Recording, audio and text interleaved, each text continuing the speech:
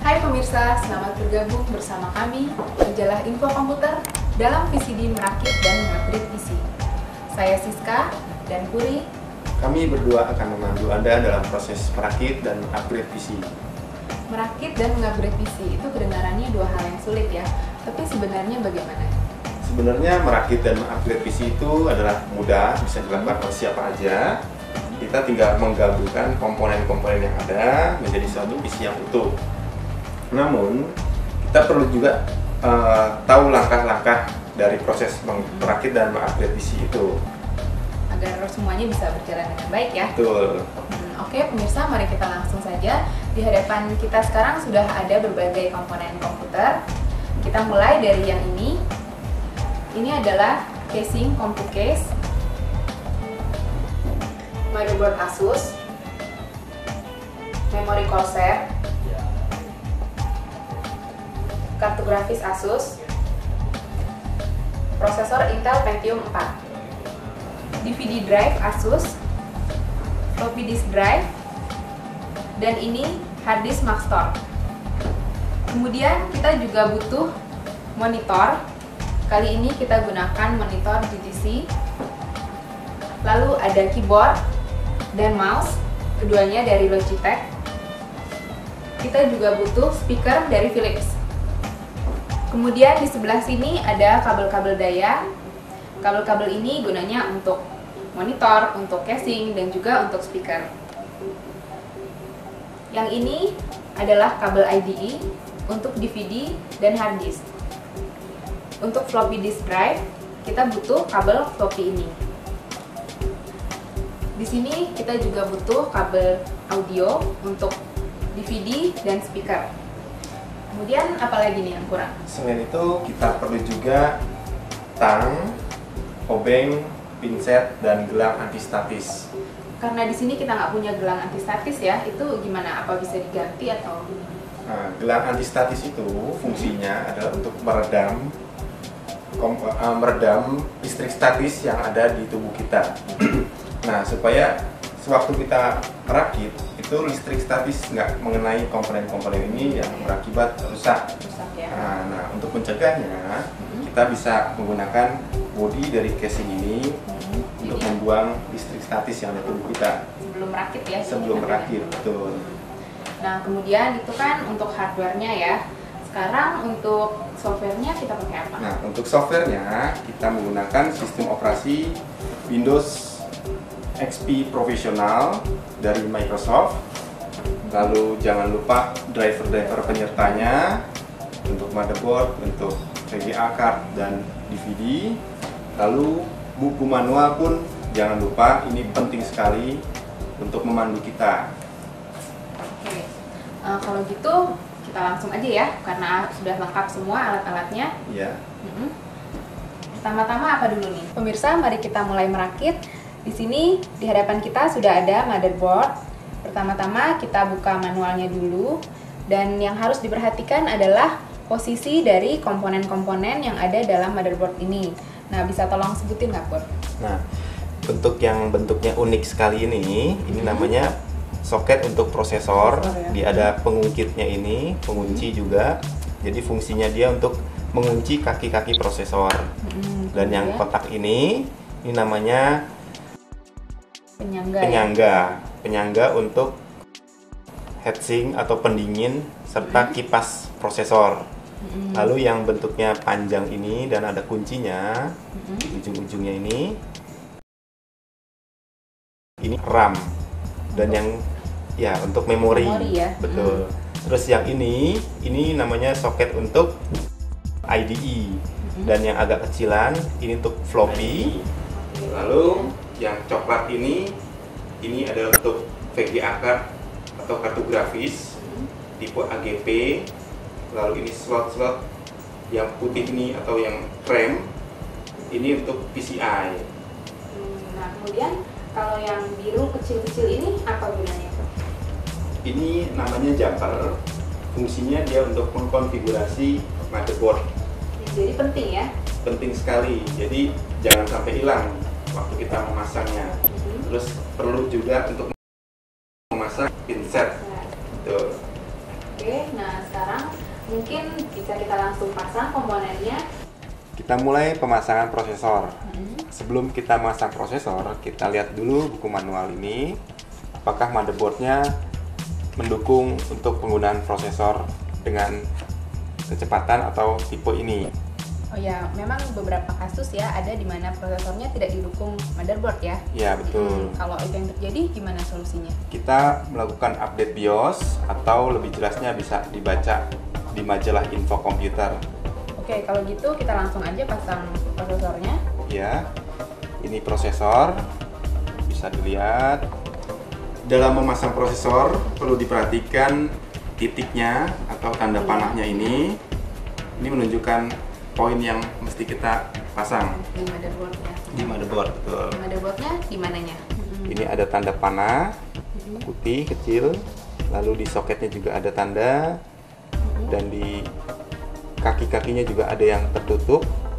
Sedangkan pada prosesor juga ada tandanya, ada kaki yang hilang di sini. Oh ya, jadi kita nggak mungkin salah ya untuk pasang. Ya, betul. Dan kalau salah, biasanya kakinya akan bengkok. Pengungkitnya mesti dibuka atau penguncinya kita masukkan pelan-pelan sampai masuk, tapi nggak usah ditekan. Akan masuk sendiri Masuk ya? sendiri, betul. Lalu kita kunci pengungkitnya sampai bunyi klik. Oke, sekarang apa lagi? Terus kita pasang kipas dan pendinginnya. Ini perlu diperhatikan juga cara pemasangannya. Di kotak, bentuknya kotak, persegi panjang, ya. Hati-hati sekali. Dan kita tekan ke ujung kakinya nih, kedua-duanya. Yang ini juga. Lalu kita kunci penggitnya, ini kita tarik. Hati-hati jarinya jangan sampai kena kejepit. Oke, setelah itu apa lagi? Setelah itu kita pasang kabel daya untuk fan ini atau kipas. Ini ada tulisannya di sini, ada tulisan CPU fan. Kita pasang di sini, dan juga nggak mungkin terbalik karena ada kuncinya. Bisa dilihat.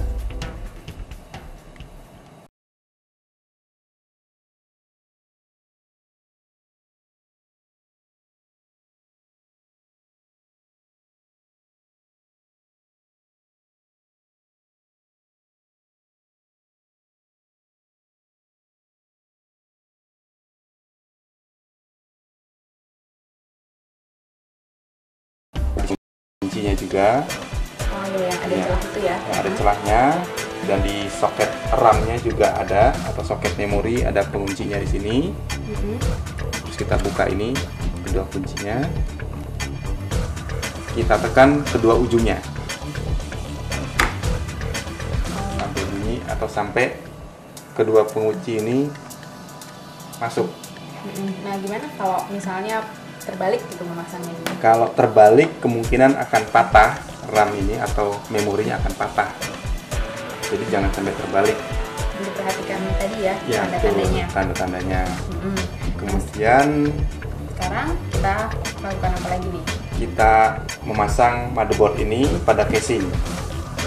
Untuk membukanya kita tinggal memutar aja ini tanpa obeng, tanpa kita menggunakan alat obeng atau alat bantu. Praktis juga ya? Iya, sangat praktis sekali.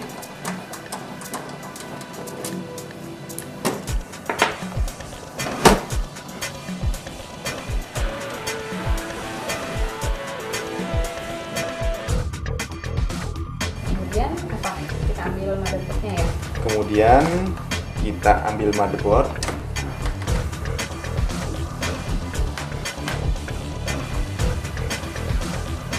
Ini motherboard, dan posisinya juga harus diperhatikan. Dari posisi motherboard ini perlu diperhatikan juga jalur-jalurnya atau lubang-lubangnya ini harus pas sekali dengan posisi baut yang akan kita pasang yang terletak pada casing. Betul. Kita masukkan.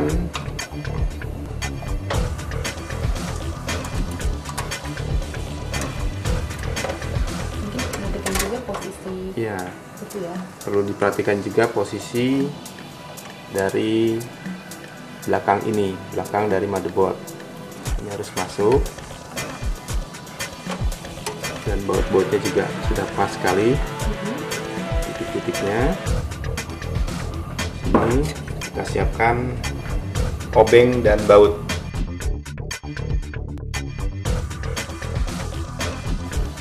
Kalau tiba-tiba saat pemasangan bautnya itu ada yang jatuh, itu bagaimana caranya? Nah, itulah gunanya menggunakan obeng bermagnet.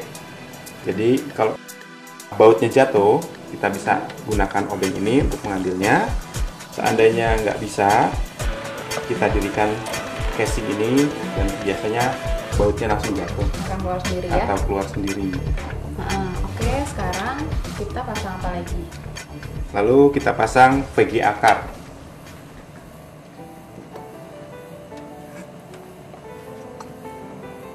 VGA card ini tipenya AGP dan letaknya di tengah. Tapi sebelum kita memasang VGA card ini atau kartu grafis ini, kita perhatikan juga ada plat penutupnya Yang sejajar sama, yang sejajar dengan sama slotnya ya? slot AGP ini. Dan ini mesti kita buka dulu. Untuk membukanya kita perlu peralatan atau perlu alat obeng. Jadi kita ambil dari belakang sini, kita ungkit, tahan, kebuka. Lalu kita masukkan kartu grafisnya.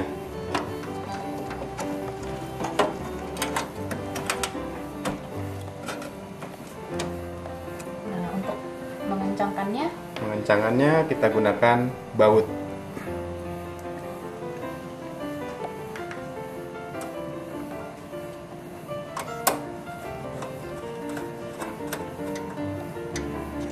kemudian Udah kencang.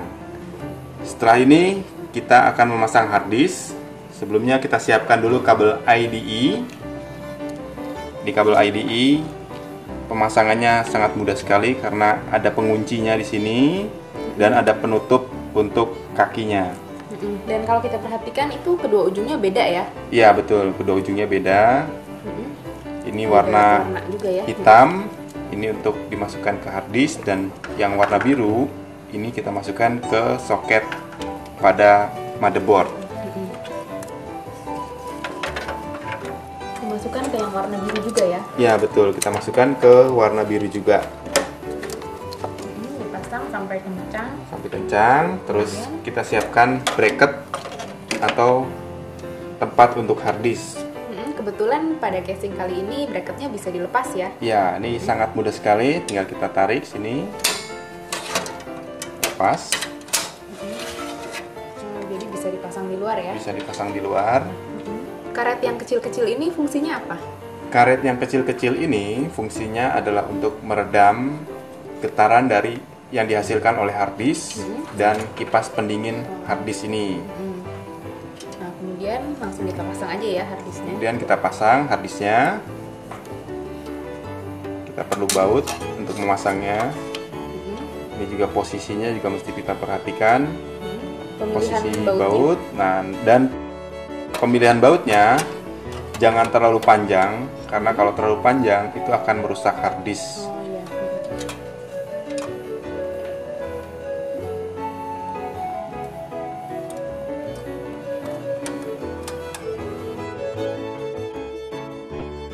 Setelah baut-baut ini terpasang dengan baik pada hard disk, kita pastikan posisi jumper pada master.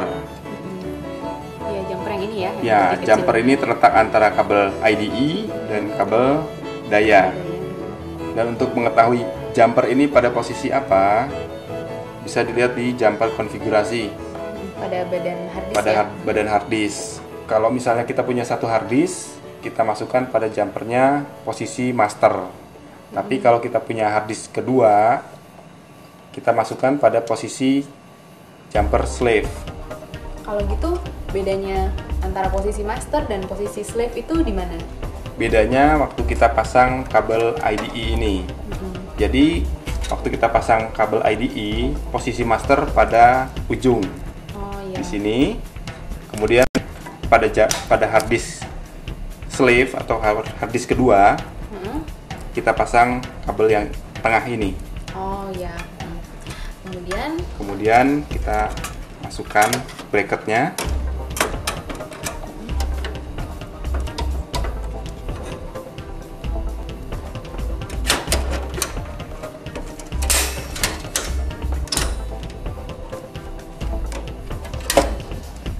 Sudah terpasang dengan baik. Nah, setelah hard disk terpasang, kemudian apalagi yang mau kita pasang? Kemudian kita siapkan pemasangan DVD drive. Kita siapkan dulu tempatnya. Buka ini. Panelnya harus dibuka ya. Iya. Terus kita siapkan DVD drive-nya ini.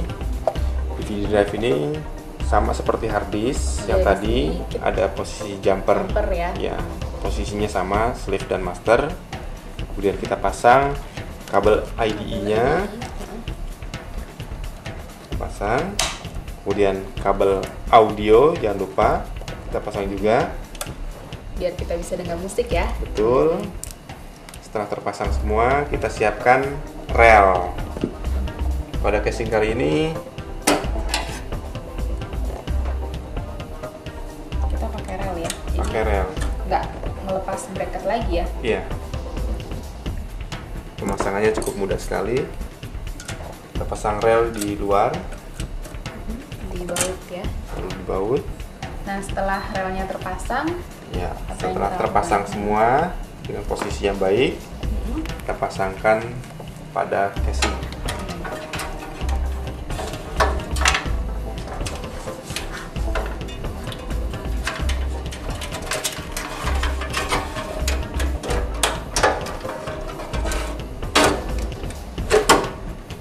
karena pakai sistem rel, kita langsung dorong aja ya. Langsung dorong, jadi nggak susah sekali. Kemudian kita pasang IDE-nya, kabel IDE pada motherboard.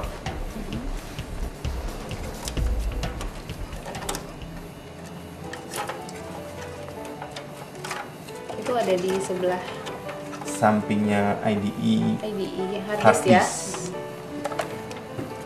Kemudian kita masukkan kabel audio pada motherboard. Letaknya di sini. Karena kartu suaranya onboard, jadi kita letakkan di motherboard. Sudah terpasang dengan baik. Kemudian setelah itu apa lagi? Kemudian kita pasang disk drive. Disk drive-nya ini bentuknya kayak begini atau floppy drive-nya. Terus kita siapkan pula kabel floppy-nya yang bentuknya agak kecil dibandingkan dengan kabel IDE. Mirip tapi lebih kecil ya. Ya, betul. Letaknya di bawah sini. Kita mesti buka dulu. Panelnya dibuka dulu ya, sama seperti yang atas. Seperti yang atas. Karena letak panel yang terbuka ada di atas, di sini. Berarti kita pasangnya di sebelah sini ya. Perhatikan pada bracketnya ya. Jangan sampai salah. Ini sama seperti hard disk tadi ya. Sama seperti hard disk tadi pemasangannya. Di luar casing.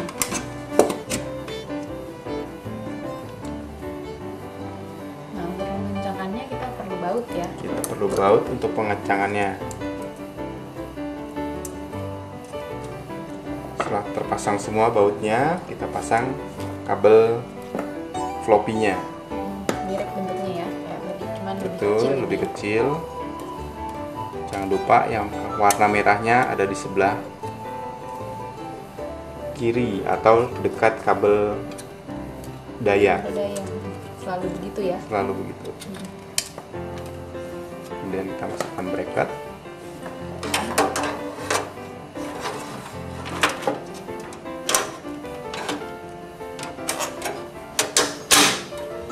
Terpasang. Lalu kita pasang penutup atau panel-panelnya. Casing ya.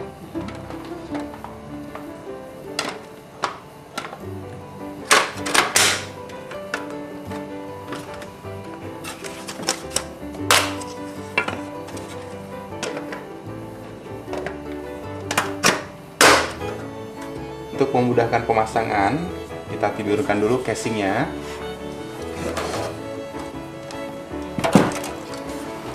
Lalu kita sambungkan kabel floppy-nya ke motherboard sini. Ke tempat yang tadi. Ke tempat yang tadi, betul. Kita tunjukkan ya. Ya. Nah, ini kan semua komponennya telah Telah terpasang. terpasang semua.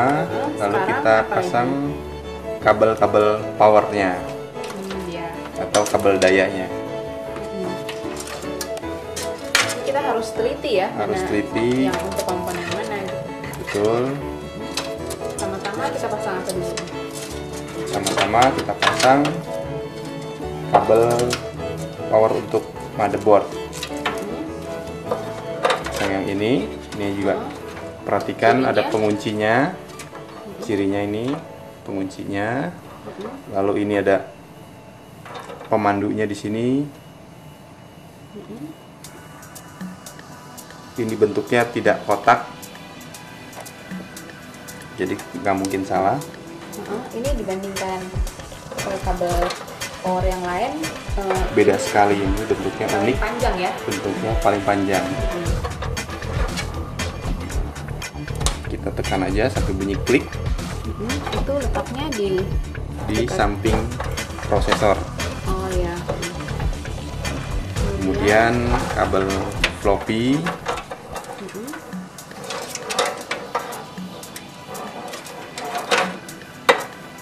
Ini kabel floppy untuk powernya.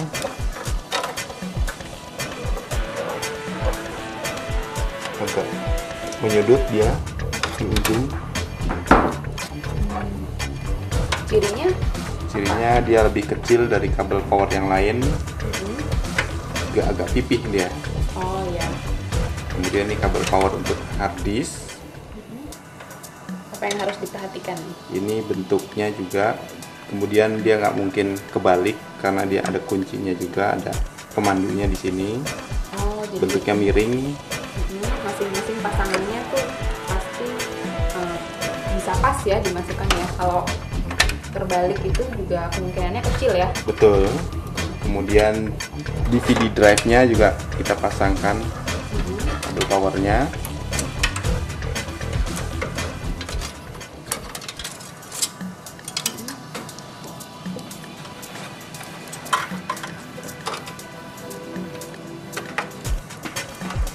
Lalu kemudian pasangkan kabel untuk prosesor.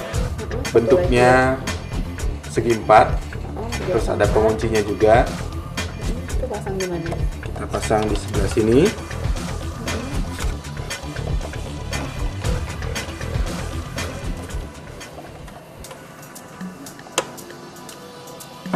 Ya, Oke, kemudian sudah apa terpasang lagi? semua. Kemudian kabel untuk kipas-kipas ini perlu dipasang juga. Kabel Itu ya. kipas ya satu persatu, sama kabel kipas untuk CPU atau untuk casing, letaknya ada di sebelah sini. Ini nggak mungkin terbalik, kuncinya dilihat juga. Kemudian kabel apa lagi? Terus kemudian kabel CPU fan atau kabel kipas untuk power supply kita letakkan di sebelah sini. Kemudian kabel Apa? kipas juga ini terpasangkan juga untuk casing.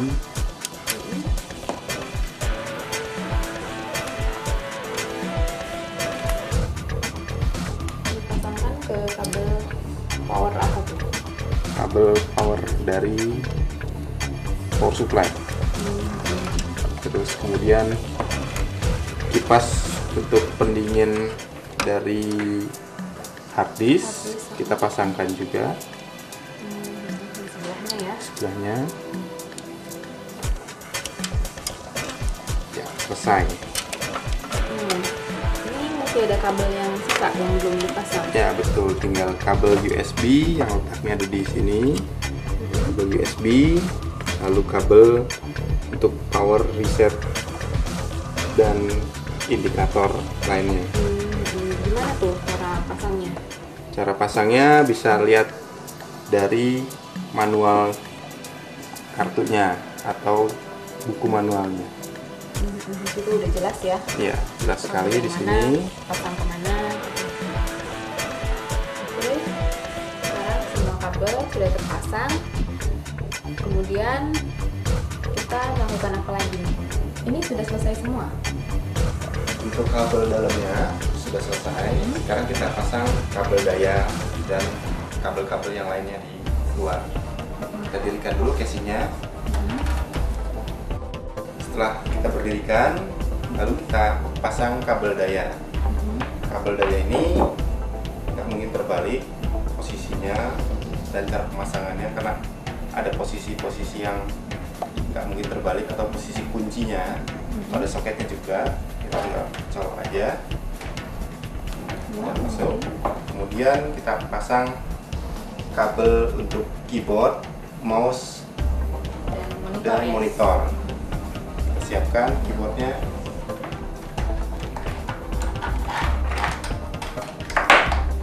Untuk mouse ini kita sesuaikan dengan warna atau dengan simbolnya. Ada simbol mouse. Di sini juga ada. Masukkan, nggak mungkin terbalik juga karena ada posisi kuncinya di sini. Siapkan. Lalu keyboard juga sama. Ada posisi kunci dan ada gambarnya atau ada logonya. Selesai. Kemudian untuk monitornya, Lalu untuk monitor siapkan juga.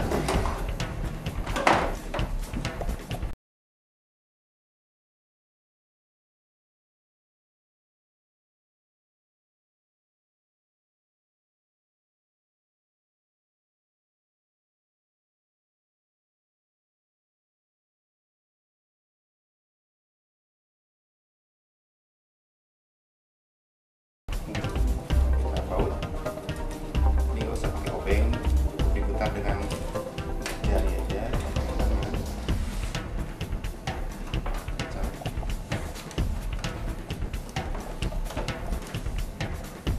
Lalu kita siapkan kabel daya untuk monitor, sama seperti kabel daya untuk CPU. Casing.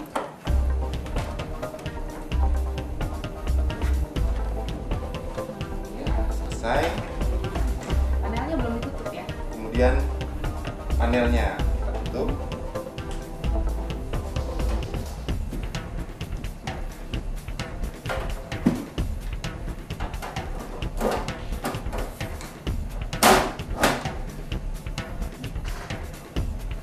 Cukup mudah untuk menutupnya.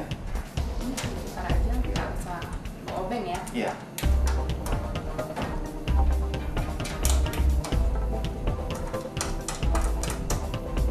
Ya, selesai. Setelah kabel daya kita pasang semua, lalu kita pasang speaker. Jangan lupa.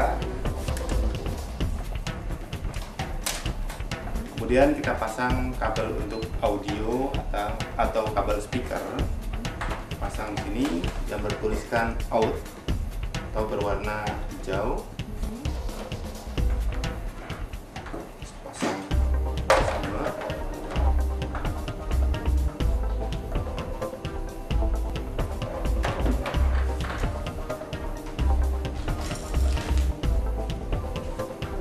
Kemudian ini kabel daya atau adaptornya Sudah juga untuk ya? speaker. Siapkan.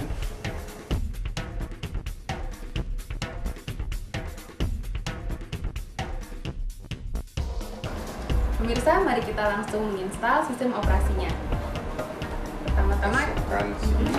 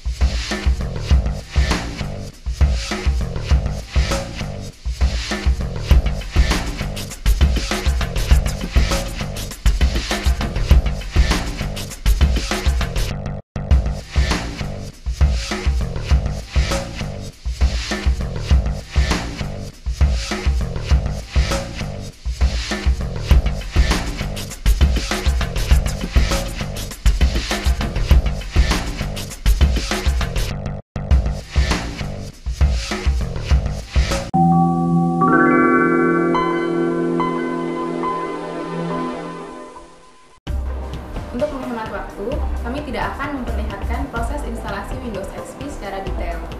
Tetapi jika Anda ingin mengetahuinya secara lebih jelas, Anda bisa baca di majalah Info Komputer.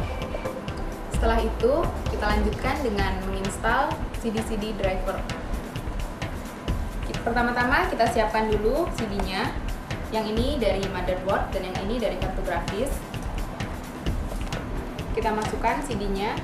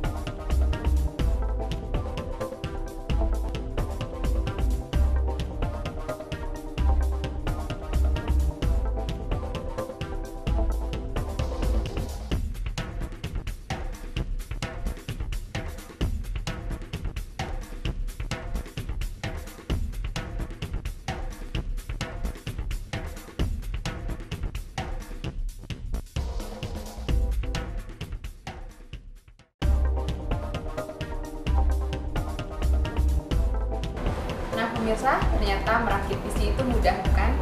Demikianlah akhir dari bagian pertama VCD kita, yaitu merakit PC.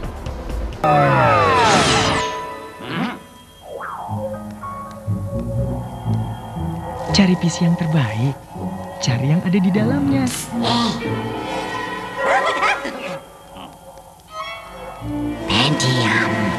Mikroprosesor Intel adalah otak untuk semua komputer terbaik di dunia. Jadi, carilah PC dengan logo Intel Inside.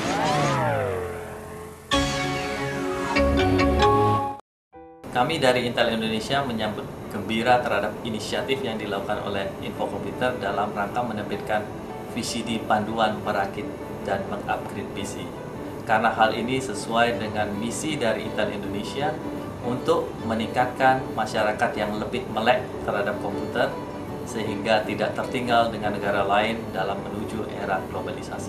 Pada kesempatan ini kami juga ingin memberikan sedikit tips mengenai bagaimana cara memilih PC yang tepat dan benar. Tips pertama adalah carilah logo Intel Inside. Karena logo Intel Inside itu memberikan keyakinan bagi Anda bahwa Anda mendapatkan satu produk prosesor yang berkualitas dan juga handal. Ini terbukti dari Intel yang sudah berpengalaman lebih dari 30 tahun dan sudah diakui sebagai pemanufaktur microprosesor terbesar di dunia. Tips kedua adalah carilah prosesor dengan kecepatan tertinggi yang tersedia di pasar. Karena prosesor adalah otaknya komputer, sehingga tentunya menjadi komponen yang paling penting dalam pemilihan PC. Ini analoginya sama seperti kalau Anda yang mempunyai pengalaman, mempunyai anak kecil di rumah atau bayi yang baru lahir, Anda tentunya akan mencarikan baju yang lebih besar dari umur sebenarnya, sehingga pemakaiannya bisa lebih panjang.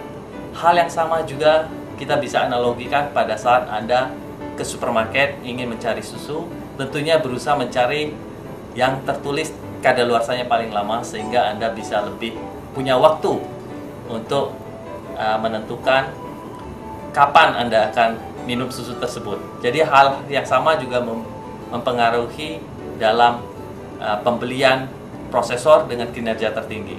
Dengan kinerja tertinggi, Anda berarti mempunyai kemampuan tenaga untuk menjalankan aplikasi-aplikasi yang dijalankan sekarang, yang tersedia sekarang, dan juga aplikasi-aplikasi yang akan ada di masa mendatang. Nah, tips yang ketiga adalah cari hard drive dan juga RAM yang tepat. Hard drive itu kurang lebih sama seperti laci penyimpanan data. Jadi sangat penting bagi Anda punya PC juga. Memori atau RAM itu juga penting. Kami menyarankan adalah menggunakan RAM yang lebih besar sehingga pada saat yang bersamaan Anda bisa menjalankan berbagai aplikasi. tips yang keempat adalah di mana sekarang kita memasuki era internet, tentunya Anda membutuhkan internet akses. Karena itu, coba dipertimbangkan antara pemilihan modem atau broadband kalau misalnya Anda tersedia di tempat Anda. Yang terakhir, tips terakhir, ini juga tips yang paling penting menurut kami adalah pahami apa yang Anda inginkan untuk kebutuhan Anda. Pada saat Anda ingin membeli PC atau pada saat Anda ingin merakit PC, tentukan konfigurasi yang tepat, yang sesuai dengan kebutuhan Anda dan juga dengan anggaran Anda. Akhir kata, kami ucapkan selamat mencoba untuk merakit PC ataupun mengupgrade PC Anda. Jika Anda menyimak tayangan VCD ini, Anda tahu bahwa ternyata merakit PC ataupun mengupgrade PC tidak sesulit seperti yang Anda bayangkan. Mudah-mudahan dengan menyaksikan tayangan VCD ini akan lebih mudah bagi Anda untuk mewujudkan PC impian Anda.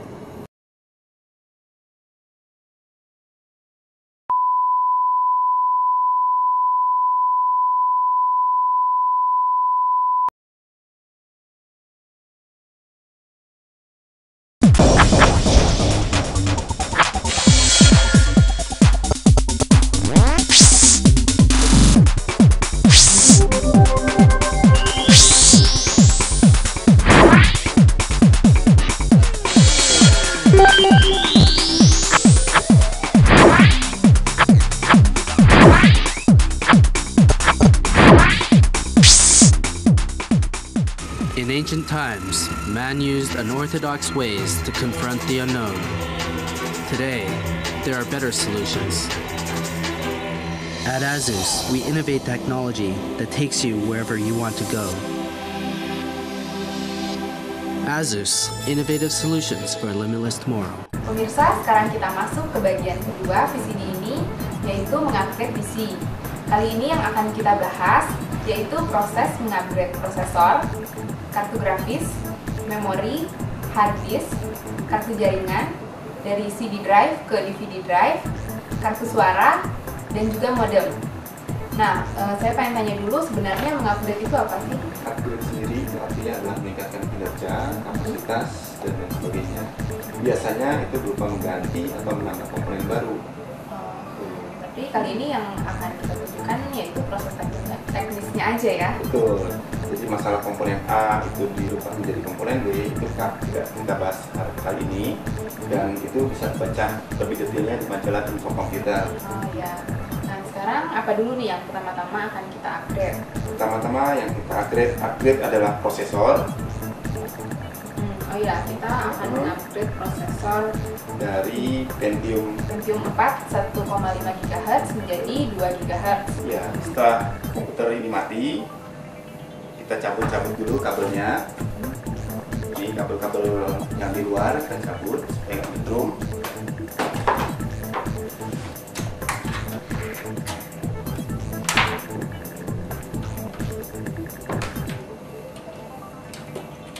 Kemudian kita rebahkan casingnya.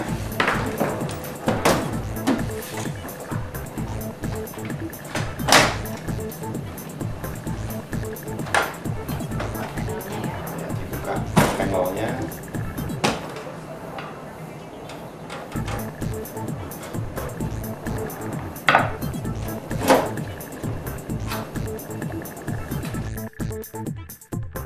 Sebelum kita menyentuh komponen-komponen ini, sebaiknya kita gunakan gelang statis atau gelang antistatis untuk meredam listrik statis yang ada di tubuh kita, atau dengan menyentuh body casing ini.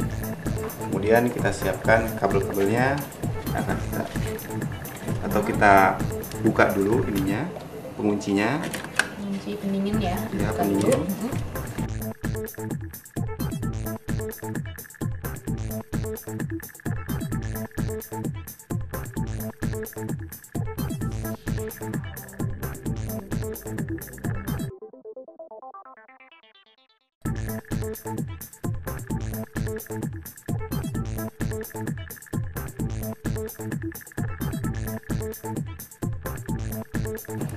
Kabelnya, nah setelah Kabelnya, diangkat, kemudian apa nih?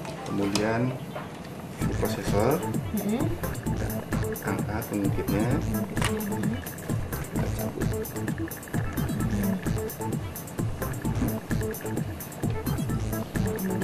Kemudian langsung kita ganti dengan prosesor yang baru ya. Prosesor yang baru.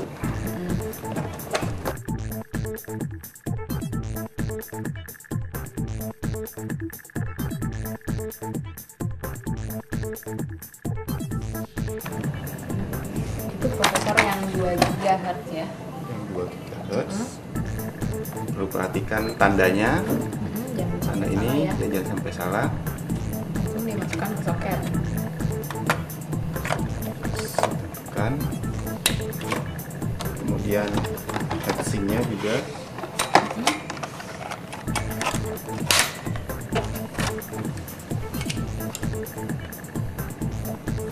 Ini kabel dayanya untuk kipas.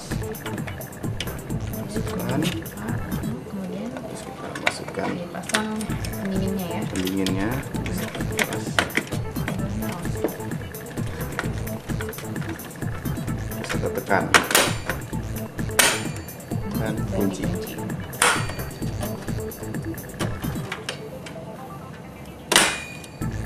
Ya, Kalau begitu proses sudah selesai. upgrade. Ya, betul. Proses upgrade untuk prosesor selesai. Kemudian kita siapkan lagi untuk mengupgrade memori. Kita akan mengupgrade memori DDR dari 128 MB ke 256. Kali ini kita menggunakan memori Visito. Oh ya. Ya, pertama-tama kita lihat dulu di BIOS atau Windows. Itu ada keterangannya bahwa jumlah memori yang sekarang. Oh ya. Oh yang 128 MB tadi ya. Betul. Kemudian kita cabut, kita matikan komputernya, baru kita cabut kabel-kabelnya, terus buka casing dan kita pasang memorinya. Kemudian kita akan memasang memori atau RAM letaknya di sini. Namun karena kita kesulitan untuk membukanya karena ada kartu grafis ini, Kuncinya terhalang ya. ya kuncinya terhalang di sini. Jadi kita mesti membukanya ini. Kita buka dulu.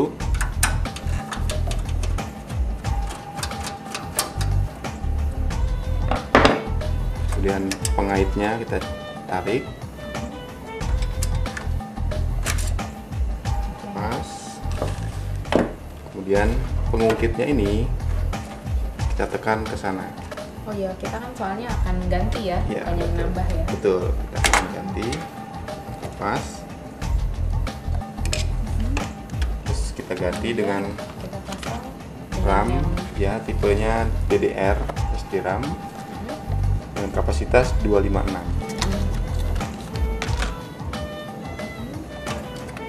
Ini perhatikan pula kuncinya ini, bedanya ya, perbedaannya. Terus kan kunci yang ini kan seperti pemasangan semula pemasangan ya. seperti semula.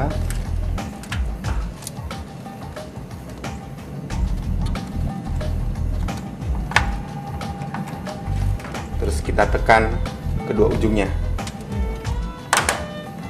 Ya, selesai. Kunci, kembalikan lagi posisi kartu grafisnya ya. Ya, betul. Kartu grafisnya kita kembalikan ke posisi semula. Sekarang kita akan mengupgrade kartu grafis. Yang ini sebelumnya kita kartu grafisnya ini kartu grafis tipe lama tapi AGP. Terus kita pasang lagi kartu AGP juga tapi yang sudah terbaru. Kita buka dulu bautnya. Ya, ini yang lama Yang ya. lama, iya. Kita buka. Kemudian kita ganti atau kita upgrade dengan versi yang terbaru. Bentuknya dari Ini ya dari Asus ya. betul dari Asus. Kartu grafisnya kita masukkan ke slot yang sama, AGP juga.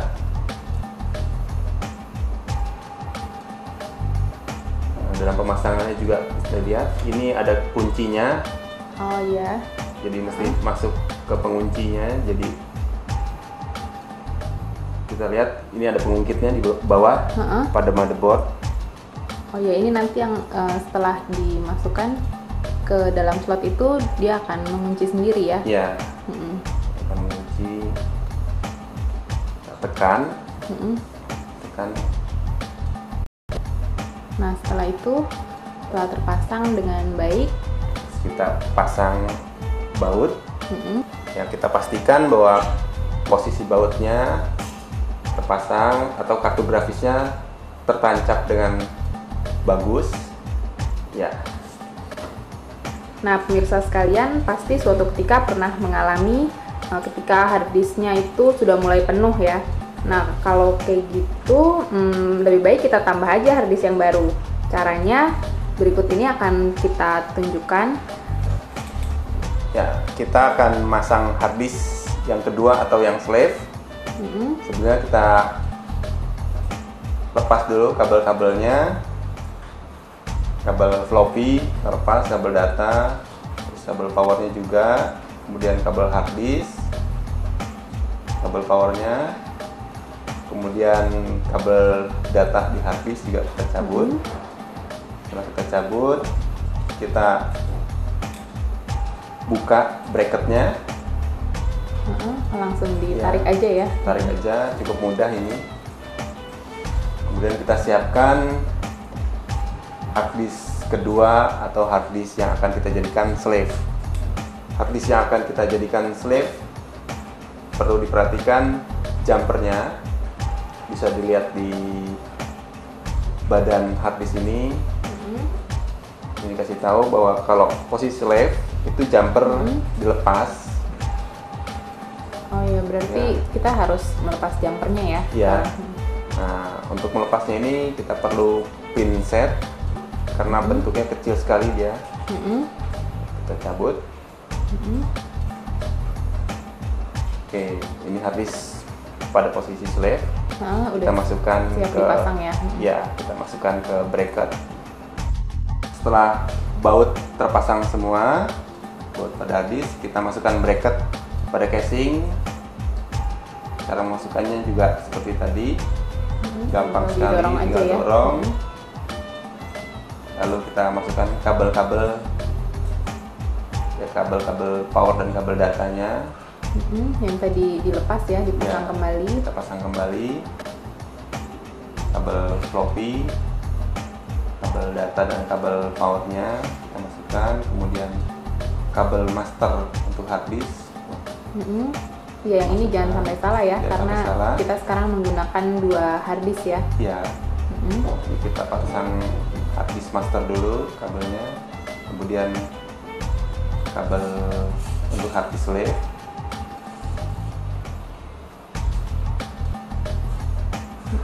Ini yang pertama yang master ya. Yang pertama master, kemudian slave. Yang di harddisk kedua tadi ya, Betul. harddisk tambahan. Harddisk tambahannya, kemudian kabel-kabel powernya.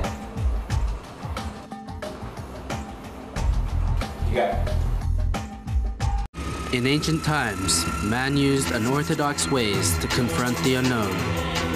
Today, there are better solutions. At Asus, we innovate technology that takes you wherever you want to go. Asus, innovative solutions for a limitless tomorrow. Didirikan tahun 1989, Asus saat ini adalah sebuah perusahaan multinasional dan telah berhasil menjadi salah satu pemain utama dalam dunia teknologi informasi internasional. Dengan lebih dari 10.000 karyawan dan kantor-kantor yang berlokasi di seluruh dunia, Asus telah berkembang dari sebuah desainer motherboard menjadi satu penyedia solusi total teknologi. Sebagai salah satu pelopor dan pemimpin di industri motherboard, Asus menawarkan produk-produk lain seperti kartu grafis, CD-ROM drive, CD-RW, DVD-ROM, DVD-RW, notebook, server, PDA, dan lain sebagainya. Dan Asus juga mendukung program-program rakit dan upgrade untuk menunjukkan bahwa hal tersebut tidak sulit dan bisa dilakukan siapa saja. Filosofi Asus adalah menyediakan teknologi tercanggih dan solusi bernilai lebih dengan kualitas tertinggi bagi pelanggan-pelanggannya. Menerapkan komitmen dan filosofi tersebut, Asus sekarang adalah sebuah merek atau nama yang sudah terkenal, yang mewakili kualitas teratas teknologi maju dan inovasi. Milikilah produk Asus, Anda akan memiliki semuanya. Dunia ada di tangan Anda. Terima kasih.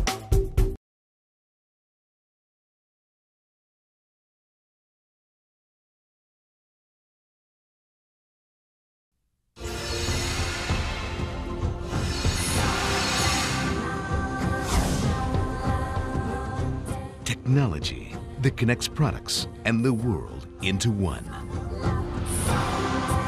And technology that connects people together. This is Samsung Electronics Digital Network Technology. Samsung Electronics is now actualizing an interconnected digital world that transcends the limits of time and space.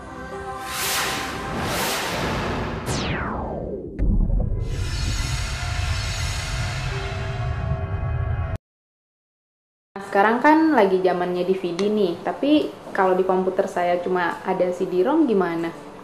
Oh, itu gampang. Jadi misalnya tinggal pilih aja mau tambah drive lagi. Jadi komputernya ada dua, CD-ROM drive DVD dan ya? DVD drive, atau misalnya mau jadi CD-ROM drive-nya diganti menjadi DVD-ROM drive. Pertama-tama kita cabut kabel power dari CD-ROM, kemudian kabel data dan kabel audio kita cabut, lalu kita keluarkan CD-ROM-nya. Ini menggunakan rel, jadi kita nggak usah membuka bautnya dari dalam, gampang sekali. Nah, ini kita buka dulu relnya karena dibaut di sini. Jadi ngebuka CD-ROM-nya nggak usah dari casing. Cukup dikeluarkan relnya, kita buka baut-bautnya, kemudian kita siapkan DVD ROM. Jangan lupa yang perlu diperhatikan. Ya, perlu diperhatikan jumpernya. Jangan sampai salah jumpernya. Posisinya harus sama ya? Ya, betul, posisinya harus sama. Ini posisinya kelihatan sekali. Nah, kemudian lalu kita pasang relnya pada kedua sisi. Setelah relnya terpasang pada kedua sisi DVD, kita masukkan relnya. Terus kita pasang kabel data atau kabel audio.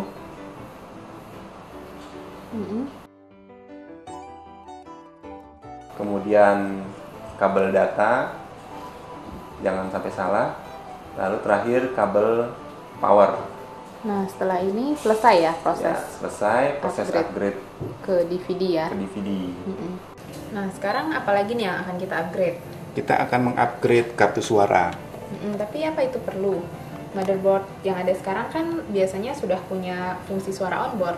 Betul, dan kebanyakan juga tidak jelek motherboard yang sekarang, tapi mungkin masih ada juga kekurangan. Atau kita juga masih butuh suara yang benar-benar canggih, jadi kita perlu ganti kartu suara yang ada sekarang. Oh ya, gitu. Yaudah, kita langsung aja. Gimana nih? Nah, pertama-tama seperti biasa kita uninstall dulu driver yang lama, lalu kita restart Windows-nya atau komputernya, lalu kita masukkan kartu suaranya. Ini sebelumnya kita buka dulu panelnya. Ini sesuai dengan jalurnya. Di sini panelnya.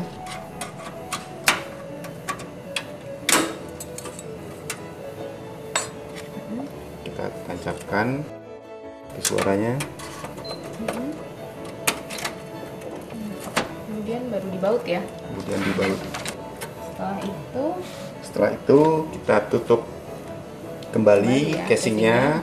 Kemudian kita sambungkan kabel-kabelnya seperti tadi tadi. Dan jangan lupa setelah Windows-nya nyala, kita masukkan drivernya. Nah, sekarang untuk akses internet, kita akan mengupgrade modem supaya koneksinya lebih lancar. Tapi apa dengan mengupgrade modem itu koneksinya dijamin lebih lancar? Sayangnya nggak semudah itu, banyak faktor-faktor lain seperti kondisi jaringan telepon, terus kinerja komputer, dan masih ada lainnya. Gitu. Oke.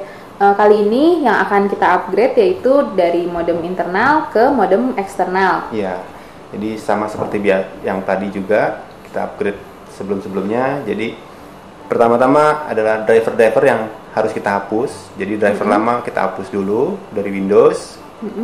Kemudian kita buka casing, kita buka baut modem internalnya. Kita buka, kita cabut kartu modemnya yang internal ini.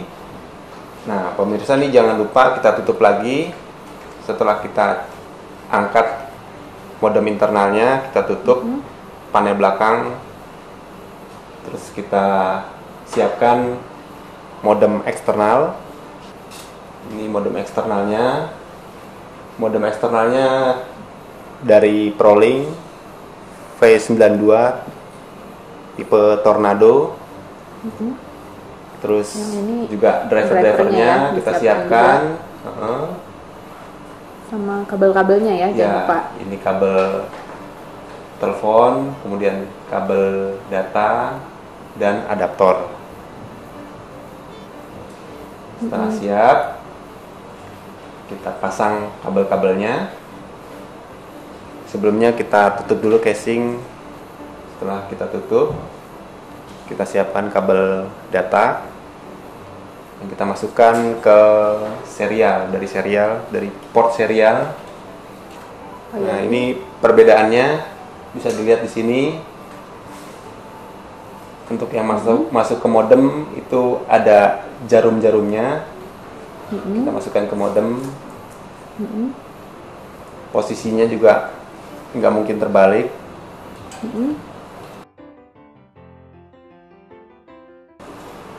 Nah, ini yang untuk telepon atau untuk kabel telepon ada dua konektor, yang line in sama line out.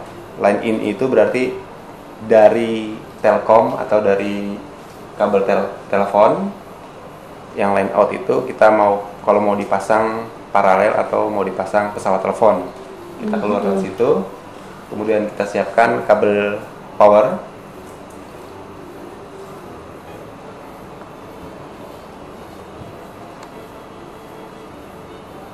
Lalu kita masukkan kabel datanya ini ke COM 1. Oke. Nah, setelah itu udah siap digunakan ya? Udah siap digunakan modemnya. Nah, setelah modem terpasang, kita install driver-drivernya. Para pemirsa yang tercinta, saya Wisnu dari PT Samsung Electronics Indonesia. Dalam kesempatan yang berharga ini, saya ingin berbagi tips mengenai panduan memilih monitor yang baik. Seringkali dalam membeli dan mengupgrade PC, kita kurang memperhatikan monitor sebagai salah satu perangkat yang penting. Monitor adalah perangkat yang jarang sekali diganti oleh pengguna dan bisa digunakan minimal 4 tahun. Namun monitor sangat berpengaruh dalam kualitas kerja dan kesehatan mata Anda. Lakukanlah investasi yang benar dan untuk membeli monitor yang berkualitas. Terlebih lagi bagi Anda yang sehari-hari banyak menghabiskan waktu di depan monitor. Mengapa mengorbankan mata Anda dengan memilih monitor yang tidak berkualitas? Berikut beberapa tips untuk memilih monitor yang baik. Pertama, ukuran diagonal monitor semakin besar semakin lega. Ukuran diagonal monitor diukur dalam satuan inci.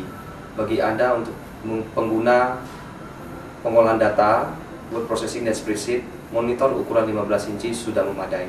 Sedangkan bagi Anda pengguna CAD, graphic design, dan web design, monitor yang ideal adalah ukuran 17 inci. Kedua, resolusi dan refresh rate. Pilih yang sesuai dengan kebutuhan Anda sehari-hari. Resolusi yang semakin tinggi akan menghasilkan tampilan semakin tajam.